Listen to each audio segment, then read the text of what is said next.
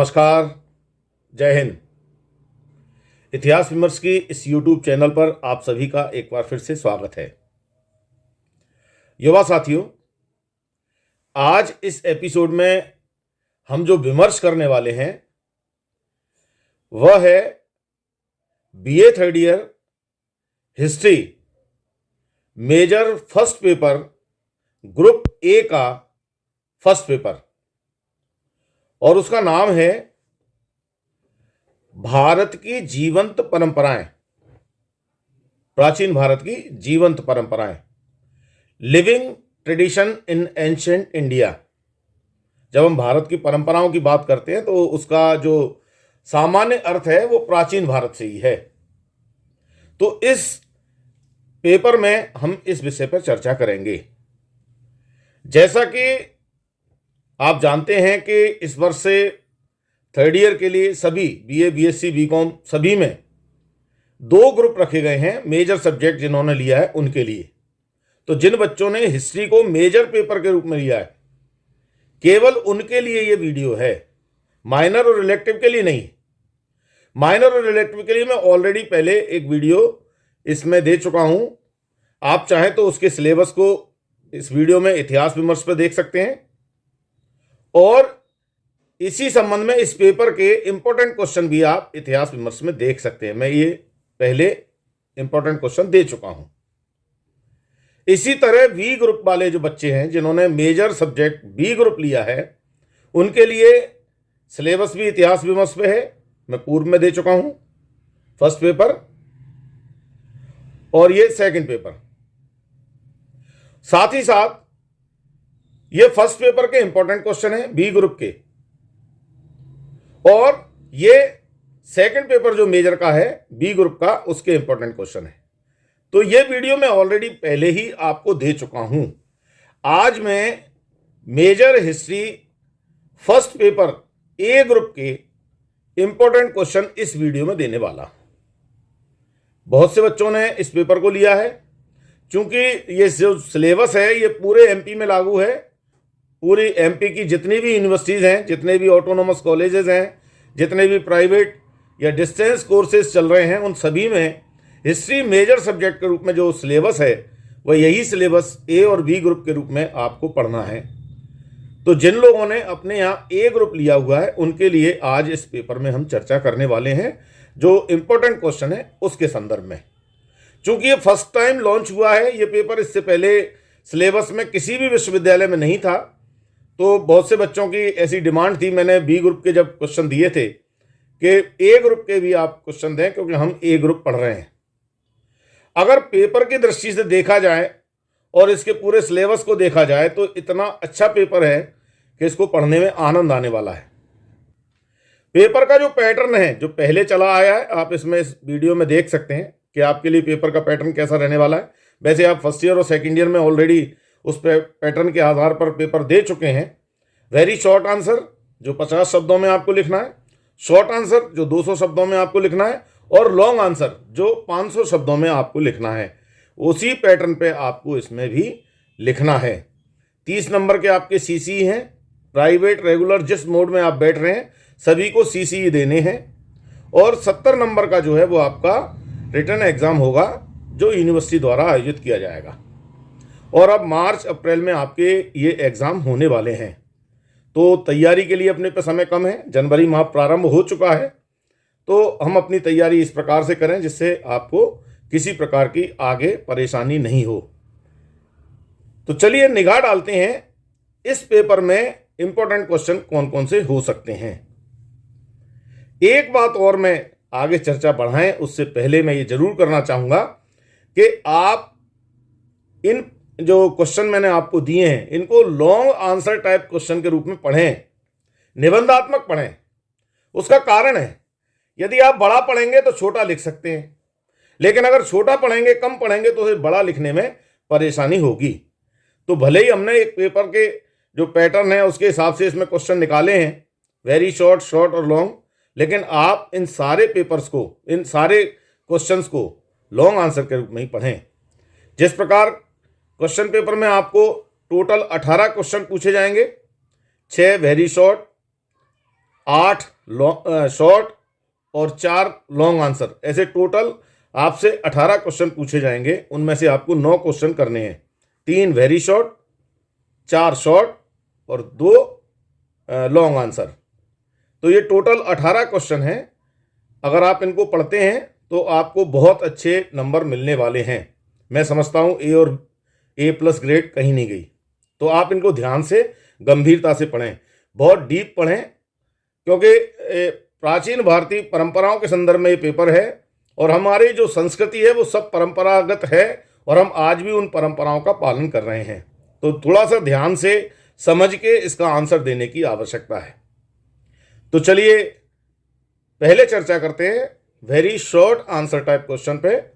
इनमें से कोई 3 क्वेश्चन आपको करने के लिए आएंगे और उनकी जो शब्द सीमा है वो 50 शब्द की है।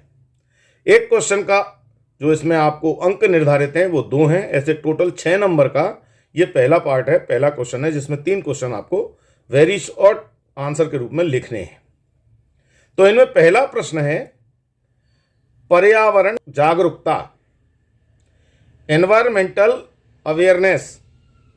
अब ये पर्यावरण जागरूकता क्या है? अगर हम भारतीय परंपरा और उस संदर्भ में देखें, प्राचीन भारतीय सांस्कृतिक दृष्टि से देखें इसको, तो परंपराओं की चर्चा भारतीय संस्कृति में हमें, जो हम विभिन्न देवी देवता देखते हैं अपने, उनके साथ एक एक जो वाहन है, जैसे शिव के साथ नंदी है, या भैरव के साथ स्वान है, या गंगा के साथ मकर है, या दुर्गा के साथ शेर है, या कार्तिकेय के साथ मोर है, या गणेश के साथ चूहा है, या विष्णु के साथ गरुड़ है।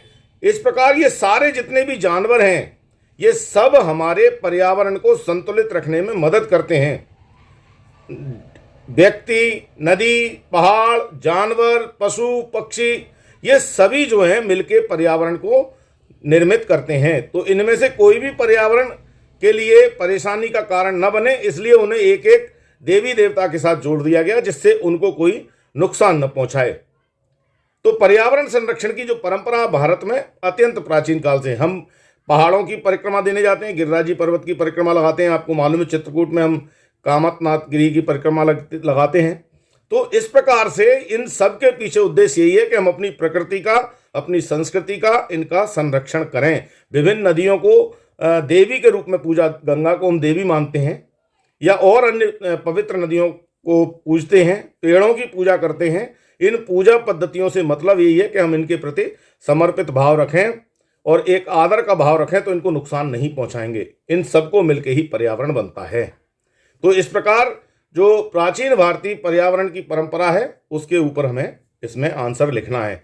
और अगर हम ऐतिहासिक दृष्टि से देखें तो सम्राट अशोक ने अपने अभिलेखों में इस प्रकार की चर्चा की है। थेर शुश्रूषा, जब उनके धम्म अभिलेखों की बात करते हैं तो ये सबसे पहली लिखित व्याख्या है पूरी दुनिया में।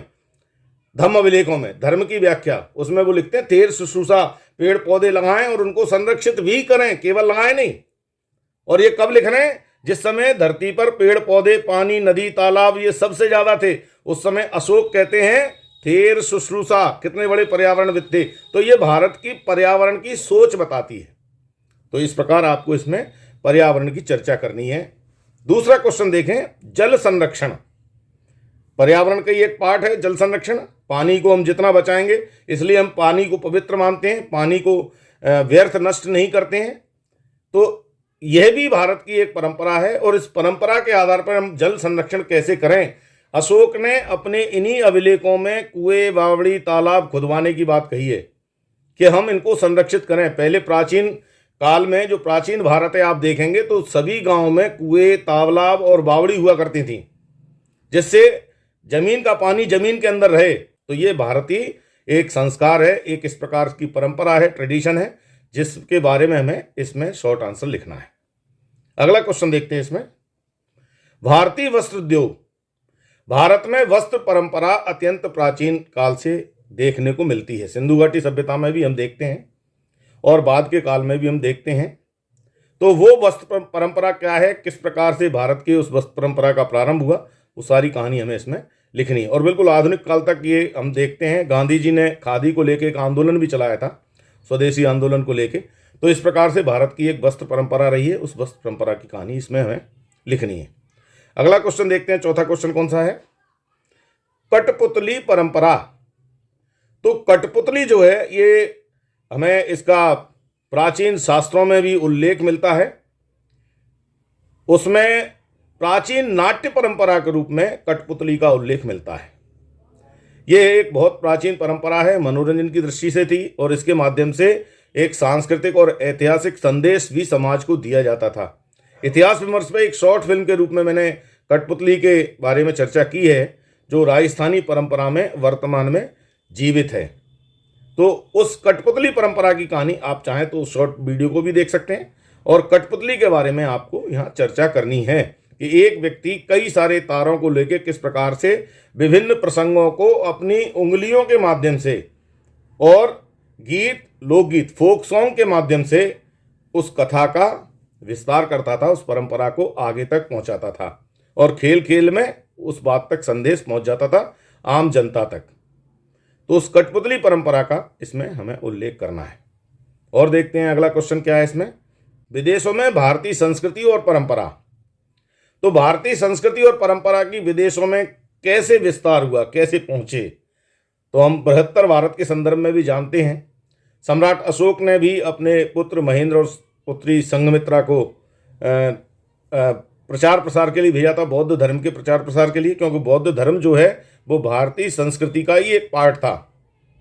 तो ये विदेशों में गए, वहाँ उन्होंने भारतीय संस्कृति को प्रचारित प्रसारित किया और लोगों को उससे जोड़ा।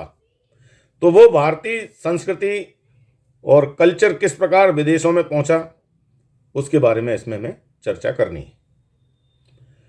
आगे देखते हैं, इसमें अंतिम क्वेश्चन है भारतीय पुरातत्व सर्वेक्षण, आर्कियोलॉजिकल सर्वे ऑफ इंडिया। अब इसका क्या रोल है भारतीय परंपराओं के संरक्षण में? भारतीय सर्वे ऑफ इंडिया, ASI का बहुत बड़ा रोल है।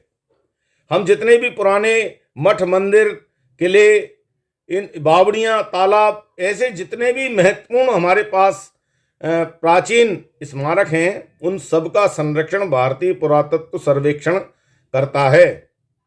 और इसके संरक्षण के कारण इनको हम आज तक बचाए रखे हैं और हमारे बहुत सारे ऐसे मॉन्यूमेंट हैं जो आज विश्व धरोहर की लिस्ट में अपना स्थान पा चुके हैं। हालांकि हम विश्व धरोहर के लिए अकेले काम करें ऐसा नहीं है, हमारी तो सारे के सारे जितने भी स्थापत्य हैं वो अत्यंत महत्वपूर्ण है। दुनिया में सबसे ज़्यादा आश्चर्यचकित हमारे यहाँ स्थापत्य कला है, चाहे वो चित्रकला हो, मूर्ति कला हो, वास्तुकला हो, कई सारी जो भी हैं और प्रागैतिहासिक काल से हमें मिलती हैं वो सारी, तो आप इसमें उसका उल्लेख करेंगे। तो ये इस प्रकार से very short answer type question हो गए। इनमें हमने 6 क्वेश्चन की चर्चा की। अब हम देखते हैं शॉर्ट आंसर टाइप क्वेश्चन। इसमें 200 शब्दों में हमें एक क्वेश्चन का आंसर देना है, 4 क्वेश्चन हमें करने हैं, 8 क्वेश्चन हमसे पूछे जाएंगे और एक क्वेश्चन का जो अंक है वो अधिकतम 9 अंक है। ऐसे टोटल मिला के 36 नंबर का ये पार्ट है। इसमें हमें 4 क्वेश्चन करने को आएंगे। तो देखें पहला क्वेश्चन क्या है इसमें, इंपॉर्टेंट क्वेश्चन। भारतीय परंपरा के संवाहक मंदिर, जो प्राचीन मंदिर परंपरा है आप उसे देखेंगे तो भारत की सभ्यता और संस्कृति, इसके संवाहक ये मंदिर ही रहे। चाहे वो आश्रम व्यवस्था के माध्यम से, चाहे वो विभिन्न संस्कारों के माध्यम से, वो सारे काम मंदिर करते रहे हैं। इसीलिए भारत में मंदिर परंपरा बहुत महत्वपूर्ण है और इसी मंदिर परंपरा में आज भी हम इस संस्कृति को जीवित देखते हैं। जब आरती के तुरंत बाद जो पुजारी है वो नारे देते हैं कि धर्म की जय हो, अधर्म का नाश हो, प्राणियों में सद्भावना हो, विश्व का कल्याण हो, यानी हम विश्व के कल्याण की अवधारणा लेके चलते हैं। यही भारतीय इतिहास की चिति भी है और यही भारतीय इतिहास का दर्शन भी है और यही भारतीय इतिहास की मूल परंपरा भी है। हम सर्वे भवन्तु सुखिनः सर्वे सन्तु निरामया, इस भाव को जीते हैं और ये मंदिर इस संदेश को दूर दूर तक पहुंचाते हैं। हमने कभी केवल अपनी विजय या अपने कल्याण की बात नहीं की, बहुजन हिताय बहुजन सुखाय। तो ऐसे भारतीय मंदिर परंपरा के बारे में, किस प्रकार उन्होंने भारतीय संस्कारों को, भारतीय संस्कृति का संरक्षित किया, उसकी चर्चा करनी है। दूसरा क्वेश्चन देखते हैं, भगवत गीता और रामचरितमानस में सांस्कृतिक मूल्य।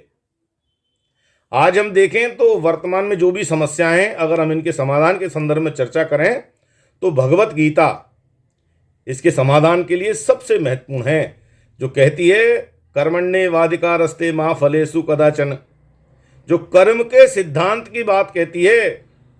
महावीर भी कहते हैं मनुष्य जन्म से नहीं कर्म से महान बनता है, तो कर्म की प्रधानता। और अगर हम रामायण की बात करें, रामचरितमानस की बात करें, तो वहां भी यह मिलता है कि सकल पदार्थ हैं जग माही, कर्महीन नर पावत नाही। कर्म की क्रियाशीलता को, कर्म की प्रधानता को हमारे ये शास्त्र महत्व देते हैं। केवल चमत्कारों की बात नहीं करते हैं, ये कहते हैं कि कर्म करना पड़ेगा। और जब हम प्रातः उठते हैं प्रातःकाल, तब भी हमें ये परंपरा में बताया जाता है कि कराग्रे वस्ते लक्ष्मी, कर मध्य सरस्वती, कर मूले तो गोविंद, प्रभाते कर दर्शनम। कराग्रे वस्ते लक्ष्मी, कर के अग्र भाग में लक्ष्मी का वास है। तो इन कर के माध्यम से, अपने हाथों के माध्यम से अपना विस्तार कर सकते हैं, हम अपनी उन्नति कर सकते हैं। सब कुछ इसके अंदर है, लक्ष्मी है, सरस्वती है, गोविंद है, सारे दर्शन हमें यहाँ मिल जाती है। ये भारतीय परंपरा की है, यही भारतीय इतिहास की चिट्ठी भी है। बहुत शानदार पेपर है, आनंद आएगा इसको पढ़ने में। चलिए अगला क्वेश्चन देखते हैं क्या है। अगला क्वेश्चन इसमें भारतीय भित्ति चित्रों में इतिहास और परंपरा। भित्ति चित्र हमारे यहाँ हम देखते हैं, जो भीमबेटका है उसमें सबसे प्राचीन भित्ति चित्र हमें मिलते हैं। बक्सवाहा के जंगलों में भी हमें भित्ति चित्र परंपरा मिलती है। मुरैना के पास जो पहाड़गढ़ है वहाँ भी हमें इस प्रकार के भित्ति चित्र मिलते हैं। मोहना और इसके आसपास ग्वालियर में हमें इस प्रकार की तमाम भित्ति चित्र मिलते हैं।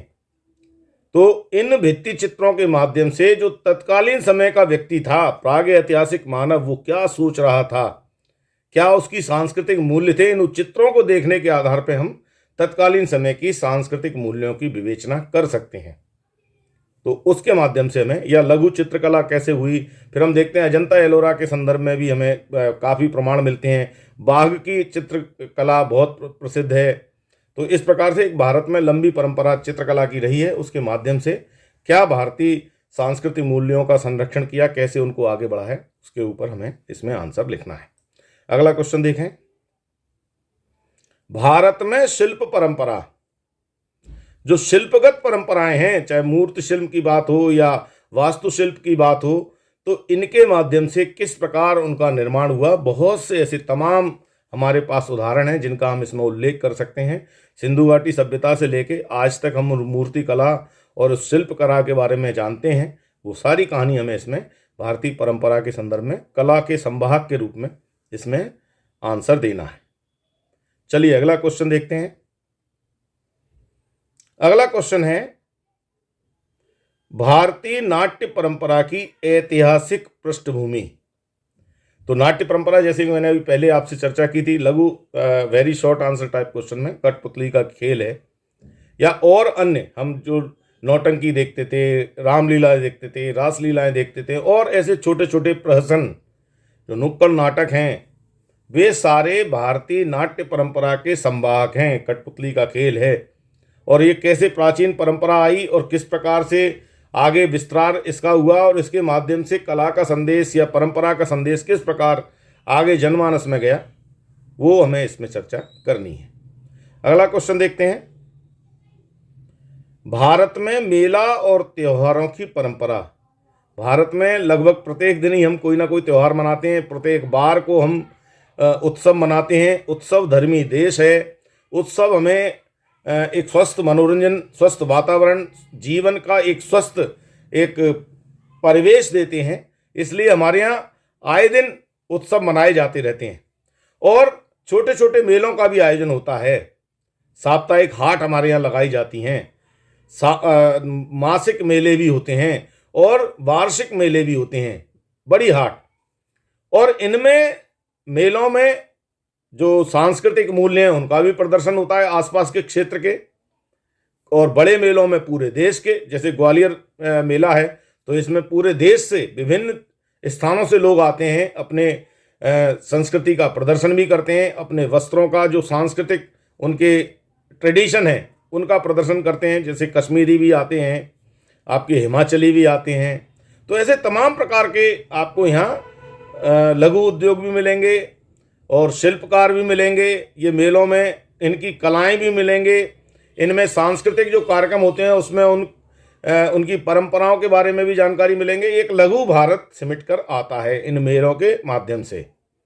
तो वो क्या है, उस मेला की परंपरा क्या है, त्योहारों में किस प्रकार से हम अपने सांस्कृतिक मूल्यों को बढ़ाते हैं, समझते हैं, सीखते हैं और उनको प्रचारित करते हैं, उनके बारे में इसमें लिखना है। अगला क्वेश्चन देखते हैं। भारतीय धर्म और संस्कृति का प्रभाव।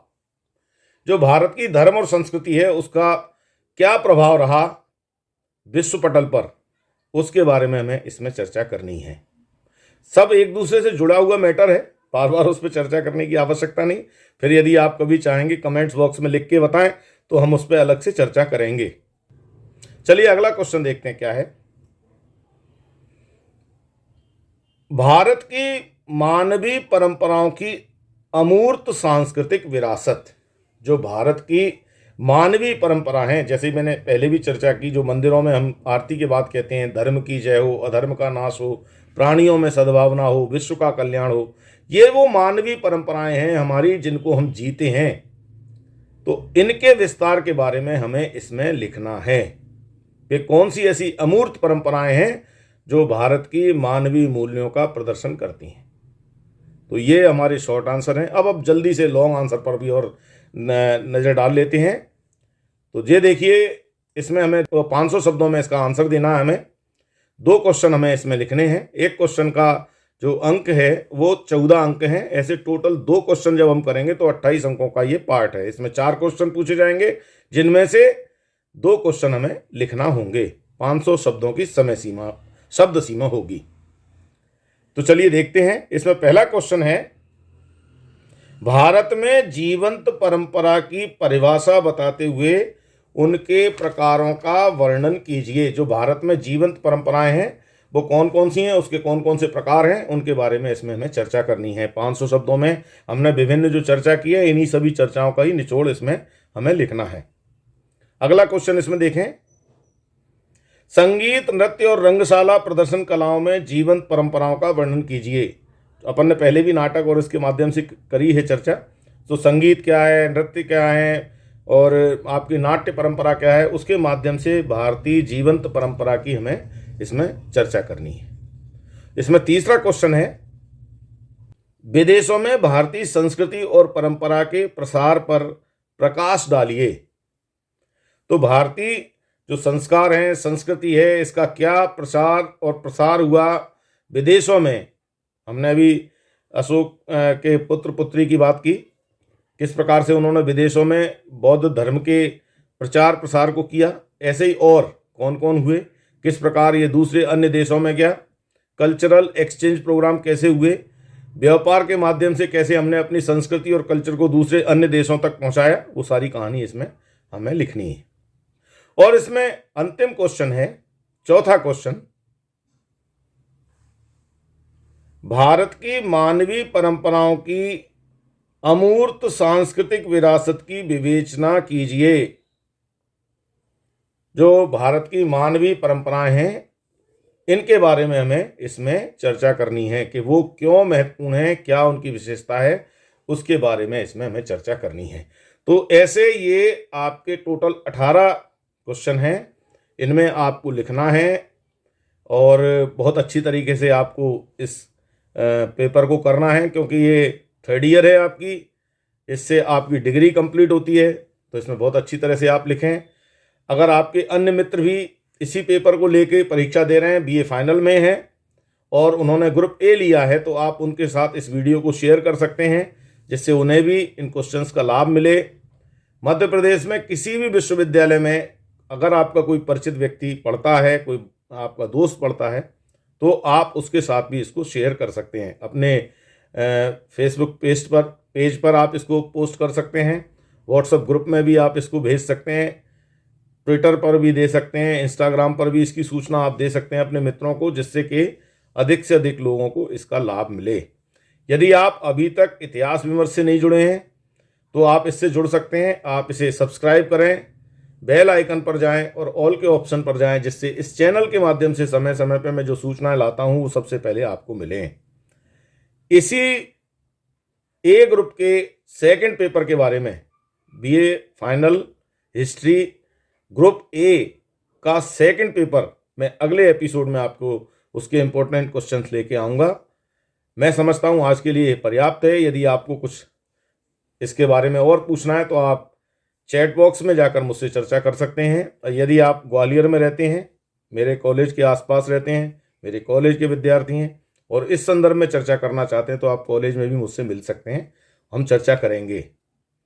तो अभी के लिए इतना ही। आपने ये वीडियो पूरा देखा, इसके लिए आपको बहुत बहुत धन्यवाद। जय हिंद।